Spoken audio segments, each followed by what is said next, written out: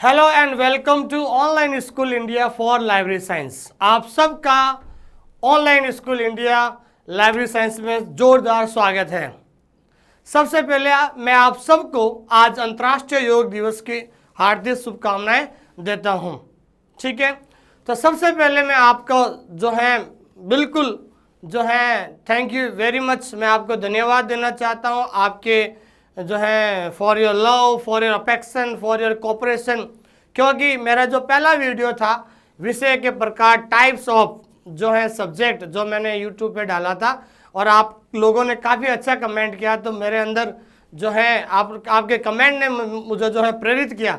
इसलिए आज जो हम यूनिट फर्स्ट का जो सेकेंड टॉपिक है, the structure of the universe of knowledge, ज्ञान जगत की संरचना क्या है, उसके बारे में हम पढ़ाने जा रहे हैं। ठीक है, तो सबसे पहले देखिए हम शुरुआत करते हैं आज। उसमें आपको ध्यान रखना, अब मैंने आपको पहले ही कहा था कि हम यूनिट वाइज टॉपिक पढ़ रहे हैं। तो पहला जो यूनिट का जो सिलेबस है अब आपके सामने है, ध्यान दीजिए। मैंने कल भी बताया था, आज और बता देता हूँ एक बार कि पहला जो यूनिट है, इस यूनिट के अंदर 6 टॉपिक हैं। पहला टॉपिक बनेगा आपका यूनिवर्स ऑफ नॉलेज, ज्ञान जगत। दूसरा है स्ट्रक्चर, स्ट्रक्चर का मतलब होता है संरचना, जो आज हम ये टॉपिक पढ़ने वाले हैं। तीसरा है एट्रीब्यूट, एट्रीब्यूट का मतलब होता है विशेषता। चौथा टॉपिक है ये विषय निर्माण की विधियां।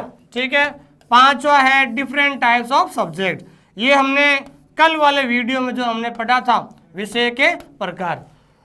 जो भी लाइब्रेरियन की तैयारी कर रहे हैं, जिन्होंने ये पहला जो वीडियो या पहला जो टॉपिक मैंने कल पढ़ाया था, जिसने नहीं देखा है, इसका जो लिंक है नीचे सब्सक्राइब के जो नीचे है लिंक दिया हुआ है, वहां से जाकर ये पहला वीडियो आराम से आप देख सकते हैं।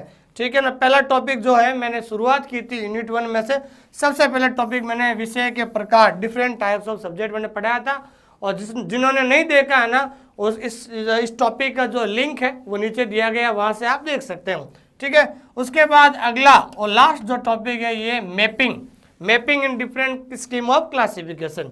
तो ये 5वां टॉपिक है। टोटल इस यूनिट के 6 टॉपिक है। कितने टॉपिक है? 6 टॉपिक है। और मैं आपको बता दूं, इस यूनिट में से करीबन 15 क्वेश्चंस आपके एग्जाम के अंदर पूछे जाएंगे। कितने क्वेश्चंस हैं? 15 क्वेश्चन जो है फर्स्ट यूनिट से पूछे जाएंगे। तो जो भी आप लाइब्रेरियन की तैयारी करना चाहते हो, तो मैं आपको बिल्कुल एक चीज बताना चाहता हूं। आपको ध्यान रखना, सबसे पहले सिलेबस को स्टडी करनी है। सिलेबस को अच्छी तरह से अध्ययन कीजिए। मैंने भी पिछले 10 दिन लगे मुझे सिलेबस को अध्ययन करके, फिर मैंने आपको बता रहा है ये यूनिट 1 है, लेकिन इसके अंदर छोटे मोटे 6 टॉपिक है। पहला टॉपिक ये, दूसरा स्ट्रक्चर, तीसरा एट्रीब्यूट, चौथा विषय निर्माण की विधियां, 5वां विषय के प्रकार और 6ठा मैपिंग वाला। करीबन आपके जो 6 टॉपिक है, हम एक एक टॉपिक को पढ़ने वाले हैं। समझ आएगा मेरे कहने का मतलब? हम एक एक टॉपिक को पढ़ने वाले हैं। ठीक है, और आज का जो टॉपिक है हमारा, ठीक है ना, पहला टॉपिक तो हो गया था। दूसरा जो है आज का टॉपिक होगा हमारा जो है structure of universe of knowledge, ज्ञान जगत की संरचना। तो आइए हम शुरू करते हैं आज का टॉपिक। ठीक है, तो आप सबसे पहले ध्यान दीजिए, आप यूनिट 1 का पहला टॉपिक मैंने आपको पढ़ा दिया था। आज हम दूसरा टॉपिक पढ़ रहे हैं जिसका नाम है structure of universe of subject, विषय जगत की संरचना। ध्यान दीजिए, बहुत इंपॉर्टेंट टॉपिक है। इस टॉपिक में से करीबन 2 से 3 क्वेश्चंस इस टॉपिक में से पूछे जा सकते हैं, क्योंकि ज्ञान जगत क्या होते हैं, उसकी स्ट्रक्चर क्या होती है, स्ट्रक्चर को कितने भागों में डिवाइड किया गया है, बहुत इंपॉर्टेंट टॉपिक है। ठीक है, और जो भी विद्यार्थी मुझे लाइव देख रहे हैं या मेरे वीडियो को देख रहे हैं, उनसे रिक्वेस्ट कर रहा हूं कि आप अपना रजिस्टर और पेन लेकर पास में रखिए, ताकि जो मैं पढ़ा रहा हूं आप उसको नोट डाउन करते रहिए। वैसे मैं आपको इस वीडियो के जो है लास्ट में PDF आपको उपलब्ध करा दूंगा। और जो भी और लाइब्रेरी के बारे में मैटर जो है, लाइब्रेरी संबंधित मटेरियल चाहते हैं, तो आप सबसे रिक्वेस्ट है, आप सबसे पहले आप जाकर प्ले स्टोर में ऑनलाइन स्कूल इंडिया ऐप आप इसको डाउनलोड कर लीजिए, जिसके अंदर आपको सबसे पहले तो क्वालिटी वीडियो, पूरे कोर्स का वीडियो मिलेगा एक्सप्लेनेशन के साथ, थ्योरी के साथ। ठीक है, उसके बाद उसके अंदर जो प्रैक्टिस सेट, मतलब कह सकते हैं टेस्ट सीरीज आपको उसके अंदर मिल जाएगी। जो वीडियो मैं आपको पढ़ा रहा हूं उसका PDF जो है आपको मिल जाएगा। करीबन करीबन मैं आपको बताना चाहता हूँ कि जो ये फर्स्ट यूनिट है आपके फर्स्ट यूनिट है, ठीक है ना। इसके अंदर मैंने कितने बताया थे, 6 टॉपिक है। कितने टॉपिक है, 6 टॉपिक, जिसमें से एक टॉपिक मैंने पढ़ा दिया, दूसरा टॉपिक ले रहे हैं अपन, टोटल 6 टॉपिक है। तो फर्स्ट यूनिट में से आपके परीक्षा में कम से कम 15 क्वेश्चन बनेंगे, लेकिन मैंने इस बार जो है फर्स्ट यूनिट के करीबन 250 सवाल ऑब्जेक्टिव बनाए हैं। कितने सवाल है, 250, ठीक है ना। 250 क्वेश्चन ऑब्जेक्टिव के बनाए हैं। अगर आप वो सॉल्व कर लोगे तो आपको जो है उससे बाहर एक भी सवाल जो है परीक्षा, एक भी सवाल बाहर नहीं जाएगा। 250 में से आपके परीक्षा में 15 सवाल मिल जाएंगे। क्योंकि स्टूडेंट की प्रॉब्लम क्या है कि वो थ्योरी तो पढ़ लेते हैं, लेकिन उनको पता नहीं होता कि सवाल कहाँ से पुटअप होगा, क्वेश्चन कहाँ से आएगा, क्वेश्चन कैसे घुमा के पूछ सकता है, ठीक है ना।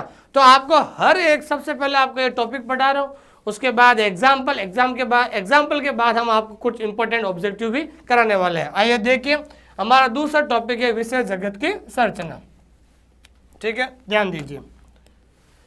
तो सबसे इंपॉर्टेंट सवाल यही है कि हम पढ़ रहे हैं कि विषय जगत की संरचना। तो विषय जगत की संरचना, जिसको हम कहते हैं the structure of universe of subject, विषय जगत की संरचना मुख्यतः कितने भागों में, मुख्यतः 3 भागों में बांटा गया है। कितने भागों में बांटा गया, 3। ये पहला सवाल आ गया भाई। सवाल आ सकता है कि विषय जगत की संरचना को कितने भागों में बांटा गया है, 3 भागों में बांटा गया है। पहला सवाल तो यही बनेगा आपके, ठीक है। कौन कौन से भाग है, पहला भाग है द्विविभाजन, ठीक है। ये तो हिंदी में इसको कहते हैं द्विविभाजन, लेकिन इसको अंग्रेजी में कैसे पढ़ते हैं मैं बता देता हूं। ये क्या लिखा, कई लोग पढ़ते हैं डिचोटोमी, नहीं। तो पहले तो DI को क्या कहते हैं, CHO को चो नहीं पढ़ा जाएगा, यहाँ पढ़ा जाएगा को, और टॉमी, इसको पढ़ा जाता है डिकोटॉमी, ध्यान रखना। इसका जो प्रोनाउंसिएशन होगा डिकोटॉमी, क्या होगा, डिकोटॉमी। द्विविभाजन भी कह सकते हैं, ठीक है ना, लेकिन इंग्लिश में भी याद रखना डिकोटॉमी कहते हैं।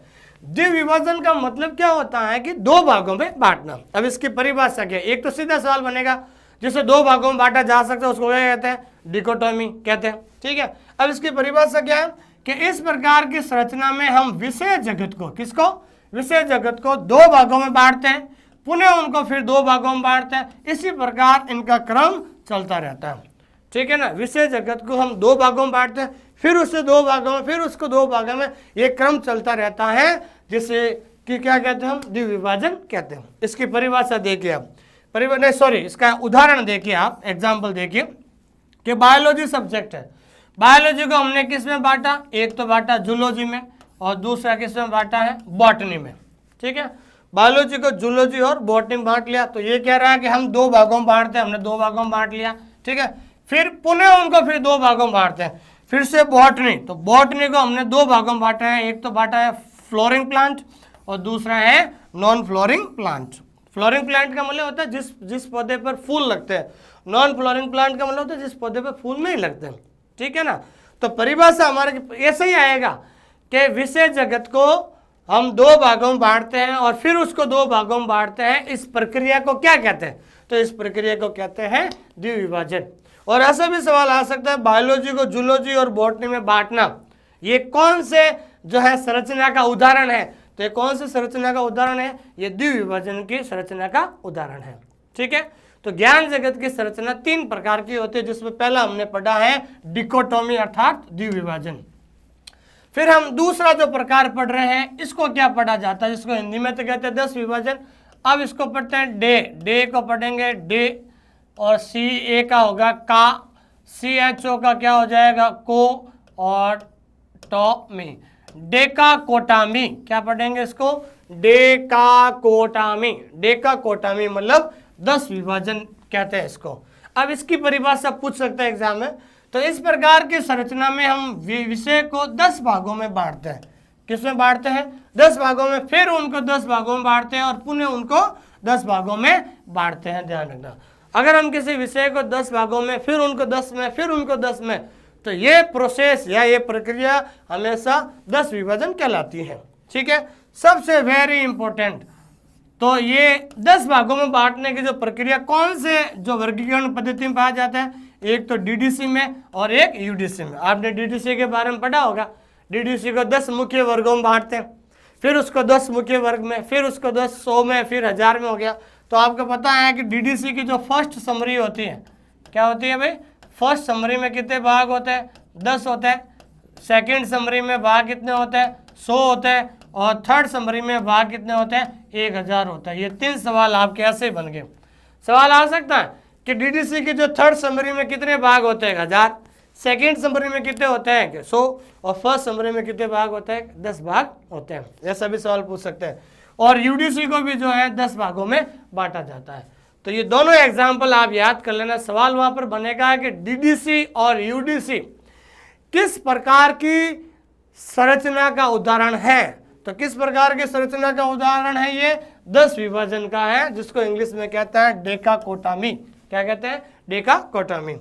फिर तीसरा जो संरचना का प्रकार होता है आपके, इसको पढ़ते हैं पीओ को पो, ठीक है, एलवाई को ली और सीएचओ को ओटामी, पोलीकोटामी। क्या पढ़ा जाता है इसको, पोलीकोटामी, जिसका अर्थ होता है बहु विभाजन। इसकी परिभाषा क्या है कि इस प्रकार की विशेष संरचना को हम विशेष जगत को अनेक भागों में बांटते हैं। जब हम किसी सब्जेक्ट को बहुत सारे भागों में बांटते हैं उसको हम क्या कहते हैं, बहु विभाजन कहते हैं। इसका एग्जाम्पल याद कर लेना, CC colon classification, LCC library of Congress classification, expensive classification. ये 3 क्लासिफिकेशन है। ये किन का उदाहरण है, ये बहु विभाजन का। जबकि डीडीसी और यूडी किसका उदाहरण है, ये 10 विभाजन का है। तो वह सवाल बन सकता है कि सीसी और एलसीसी किस प्रकार के संरचना का उदाहरण है, तो ये बहु विभाजन का उदाहरण है। समझ में आ गया आपको अच्छी तरीके से। तो आपका ये छोटा सा टॉपिक समाप्त होता है यहाँ पर, ठीक है, जिसका नाम था the structure of universe of knowledge, विषय जगत की संरचना।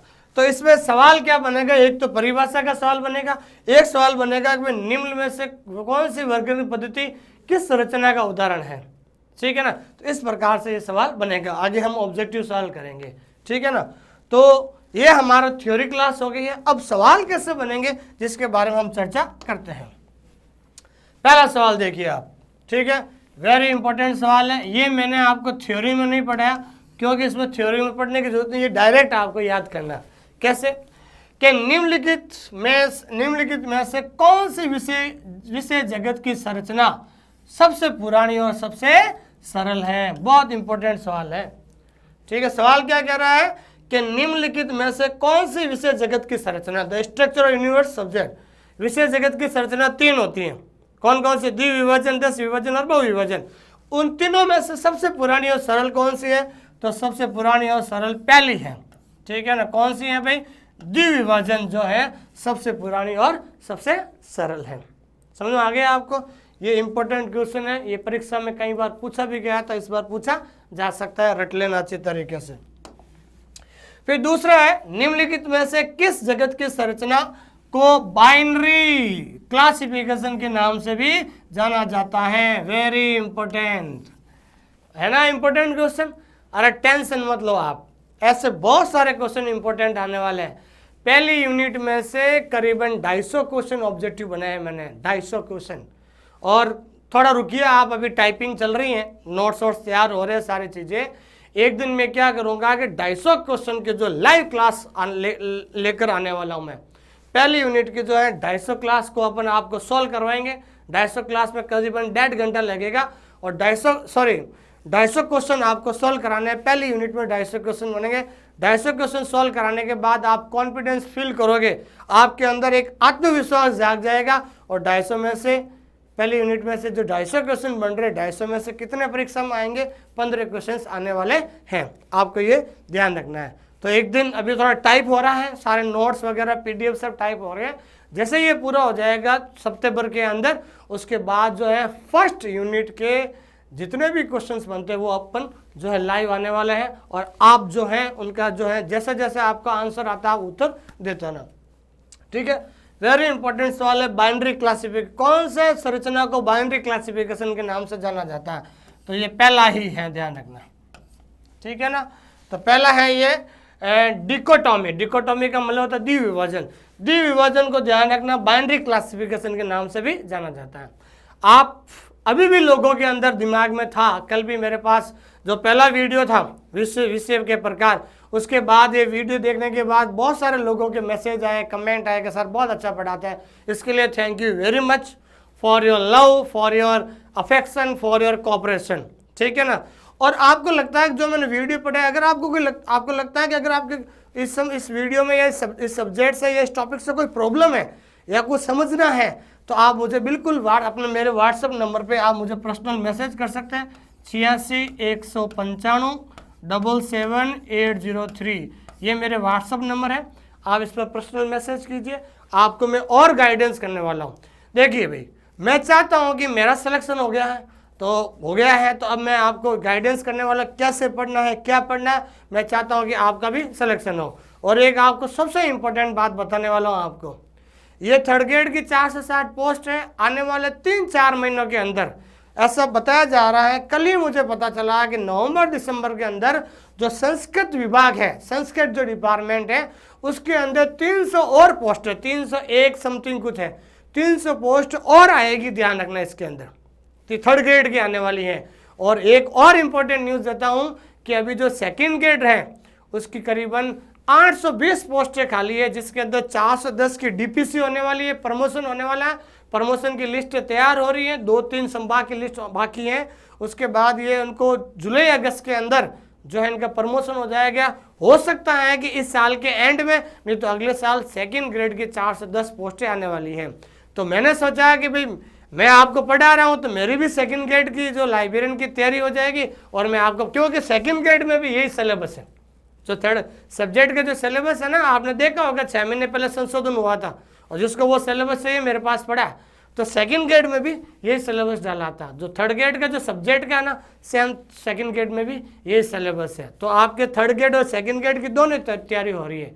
तो आप जो भी है और ज़्यादा मटेरियल या और ज़्यादा वीडियोस और ज़्यादा ऑब्जेक्टिव वगैरह आपको चाहिए, क्योंकि पहली यूनिट ये दूसरा टॉपिक है, जैसे ही 6 टॉपिक पूरे हो जाएंगे तो आपके पूरे फर्स्ट यूनिट में जो भी मैंने अपने हैंड रिटन हाथों से जो 250 क्वेश्चन इंपॉर्टेंट बनाए हैं पहले यूनिट से, वो उसका एक वीडियो में लेकर आ रहा हूँ। लेकिन वो वीडियो आपको ऑनलाइन स्कूल इंडिया ऐप के अंदर आपको मिलेगा, वहाँ पर उससे बाहर कोई सवाल नहीं जाएगा।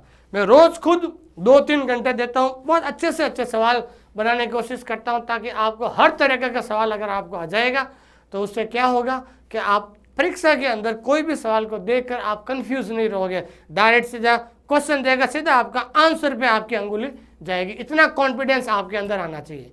तो मैं आपसे रिक्वेस्ट कर रहा हूँ, कम से कम रोज़ के आप 2 या 3 घंटे आप पढ़िए। मैं आपको बता रहा हूँ पढ़ने का तरीका क्या।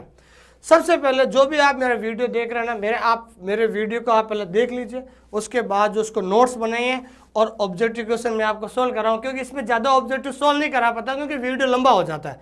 अभी एक यूनिट में सवाल बनते 20 से 25, मैं 4-5 सोल्व करवा रहा हूँ, और बाकी जो ऑब्जेक्टिव और एक्स्ट्रा ऑब्जेक्टिव वो PDF के अंदर आपको मिल जाएगी, ठीक है ना। अब आइए इस टॉपिक के अपन क्वेश्चन आंसर करते हैं।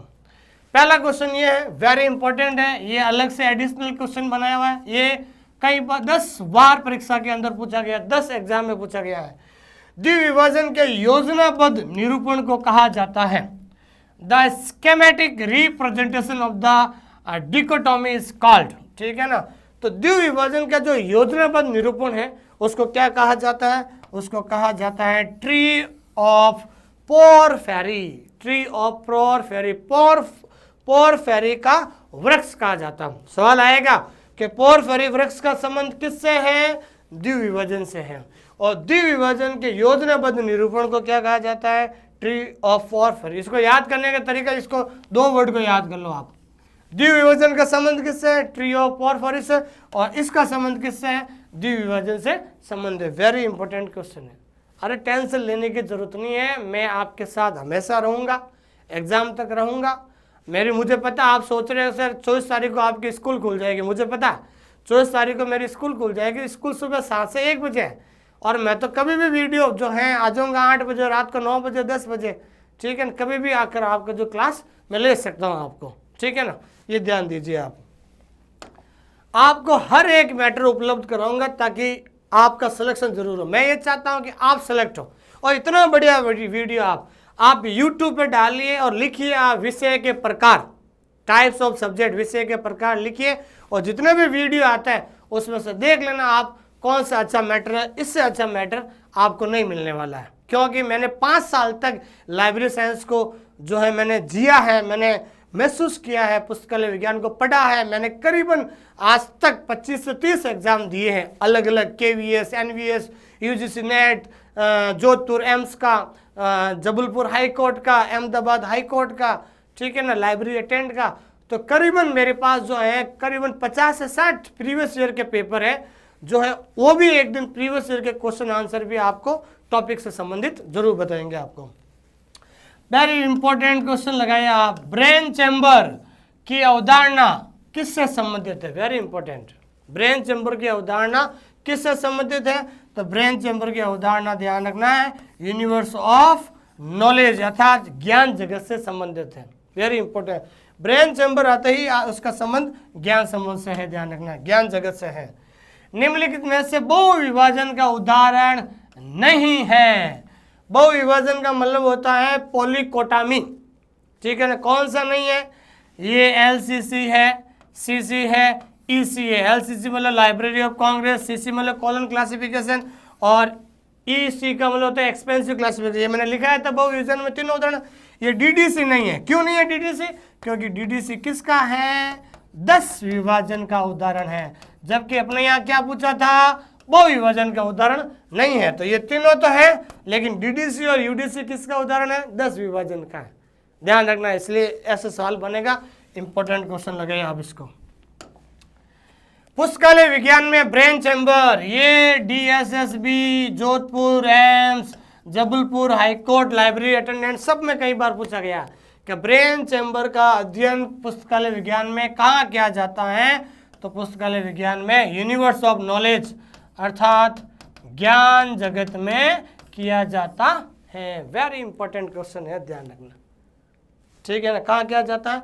ज्ञान से। ब्रेन चैम्बर आता ही आपको ध्यान रखना यूनिवर्स ऑफ नॉलेज, मतलब आपको इस तरीके से पढ़ना है कि पूछा क्या है ब्रेन चैम्बर, आंसर सीधा आपको ये यूनिवर्स ऑफ नॉलेज।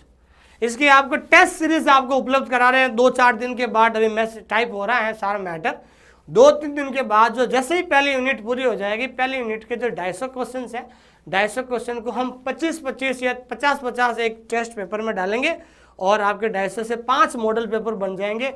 उसके अंदर फर्स्ट यूनिट के सारे क्वेश्चन दे देंगे। अब रोज आप टेस्ट सीरीज दो, उसके अंदर ऐप में जाकर ऑनलाइन स्कूल इंडिया ऐप में जाकर रोज आप टेस्ट दोगे ना, तो कुछ तो थ्योरी से, कुछ तो देखो वीडियो देखोगे तो 40% वीडियो देखने से याद हो जाएंगे, 20% आपको जो है थ्योरी पढ़ोगे तब याद हो जाएगा, PDF आपको उपलब्ध करा देंगे।